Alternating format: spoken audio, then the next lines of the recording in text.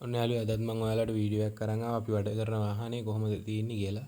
මේ ඩෑෂ්බෝඩ් එකේ එහෙම ගැලවුවා. දැන් ওই කැලේ ටිකත් ඔක්කොම ගලවන්න ඕන. සම්පූර්ණයෙන් එක කැලලක්වත් නැති වෙන ගලවන්න ඕන. මොකද වැඩ කරගෙන ලේසියෙන්. ඒක සම්පූර්ණයෙන් ගලවලා මම වීඩියෝ එකේ එන්නම්. ඔය තියෙන්නේ අපේ ටින්කරින් ටික තියෙන විදිය. ඔය අස්සෙන් පතුරු කෑලි ඇලුමිනියම් තහඩු කෑලි තියලා තමයි ඔය හදලා තියෙන්නේ. ඒක ඔක්කොම ගලවලා අපි හරියට හදන්න ඕන.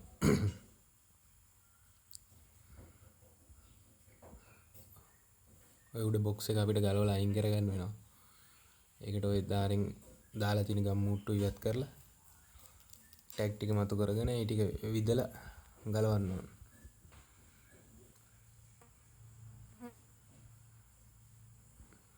ඔය එතන කෑල්ල ගහගන්න ලේසි වෙන්න අපි ওই පැත්තෙන් කෑල්ලක් අයින් කරගත්තා. එතන ටින්කරින් ටික කරගන්න.